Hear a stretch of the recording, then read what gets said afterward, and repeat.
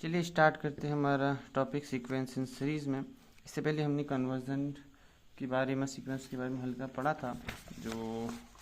Basically sequence में हमने क्या कहा था कि अगर कोई कन्वर्ज हो रहा है एक पॉइंट पर तो उसको कन्वर्ज कहेंगे, और अगर यही चीज़ डाइवर्ज हो रही है तो कहेंगे डाइवर्जेंट है। ओके, नाउ अब हम बात करेंगे कि कन्वर्जेंट क्या होता है। अगर मैं कहूँ कि कोई भी सीक्वेंस एक कन्वर्जेंट है तो इसका मतलब है, तो इसकी जो डेफिनेशन कहती है, तो डेफिनेशन के अकॉर्डिंग हम कह सकते हैं कि अगर मेरे पास x जो कि एक्स एन एक बेसिकली उसकी लिमिट है, मैं कहूँ कि जो लिमिट ऑफ x की वैल्यू अगर एक्स एन है, मान लो कि जो लिमिट x है उसकी वैल्यू पर अगर एक्स एन है, जहाँ पर x जो कि बिलोंग करता है रियल नंबर से और n बिलोंगिंग करता है नेचुरल नंबर से, कह सकते हैं कि कुछ भी हो सकता है, ठीक है,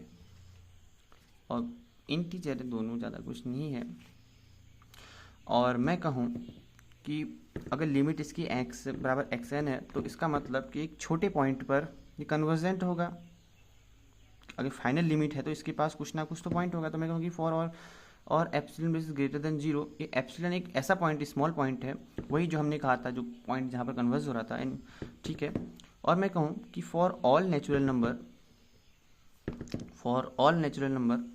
नहीं, ये तो नहीं होगा सर, तो इसका मतलब क्योंकि फॉर ऑल एप्सिलॉन जीरो मैं कहूँगा कि there exist a natural number k, मतलब के एक नेचुरल नंबर होगा जो डिपेंड बेसिकली करता है कि एप्सिलॉन पर डिपेंड करता है कि for all n greater than equal to k, for all n greater than equal to k, मैं कहूँगा कि जो मेरी डिफरेंस है final limit minus initial limit का, वो छोटा हो जाएगा एप्सिलॉन से। जो स्मॉल पॉइंट से भी अगर छोटा वैल्यू अगर यहाँ पर है तो मैं कहूँगा कि ये जो लिमिट है वो कन्वर्स है। मतलब इसका क्या मतलब है कि अगर एक्स एन मेरे पास एक लिमिट है, ठीक है, अगर एप्सिलॉन जो कि स्मॉल वैल्यू है वो एग्जिस्ट करती है,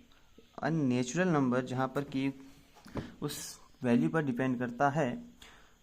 ठीक है, तो सभी नेचुरल नंबर जो कि सभी n हैं जो greater than equal to epsilon, उनका डिफरेंस छोटा होगा उस नंबर से। ये वैसे मेन डेफिनेशन थोड़ी सी बुरे टाइप से तो होती है, बट कोई बात नहीं। अगर इसका मतलब ये सीख ली है कि अगर यहाँ पर लिमिट, इसका मतलब ये हो गया कि अगर वो एप्सिलॉन, इसका मतलब देखो इसका मतलब क्या है, अगर हम इसको समझें, मैंने कहा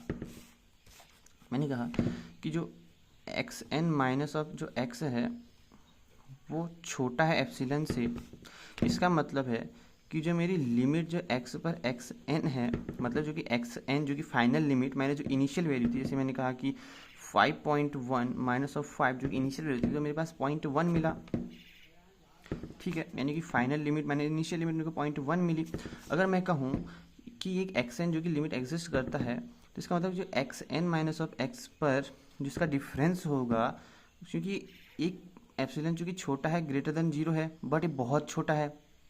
तो अगर उससे भी अगर एक छोटी वैल्यू मेरे को मिल रही है तो इसका मतलब एक पॉइंट पर ही कन्वर्ज कर रहा है। इसका मतलब तो वही हुआ। और इसी को दिखाने के लिए पूरी डेफिनेशन इस प्रकार से की जाती है कि अगर मेरे पास लिमिट जो है कि x बराबर एक्स एन है, इसकी लिमिट एग्जैक्ट तब करेगी, मान लेते हैं कि मेरे पास कोई नंबर एक छोटा है जो कि ग्रेटर देन जीरो है, और ठीक है, तो मैं कहूँगा कि इस केस में एक नेचुरल नंबर, ठीक है, यानी कि इस केस में एक नेचुरल नंबर ऐसा होगा जो कि के होगा, वो के एन जो है बराबर हो सकता है के से, या फिर जो डिपेंड करता है इस पर, ठीक है। तो उस केस में जो मेरी फाइनल लिमिट होगी और इनिशियल लिमिट की जो वैल्यू होगी, जो डिफरेंस होगा, वो छोटा हो जाएगा वैल्यू से जो एग्जैक्ट नंबर है। अगर यहाँ पर इस केस में अगर कोई भी लिमिट मिल जाती है जो कि छोटी है, इस केस को फॉलो करती है, तो कहूँगा कि ये क्या है, एक लिमिट जो कि कन्वर्ज है, नहीं तो मैं कहूँगी डाइवर्ज है, ठीक है। और अभी तो थोड़ा सा प्रॉब्लम हो रहा होगा कि क्या चल रहा है करके, बट अगली क्लास में हम इससे संबंधित क्वेश्चन करेंगे, तब ये पॉइंट जरूर क्लियर हो जाएगा, ठीक है। मिलते हैं।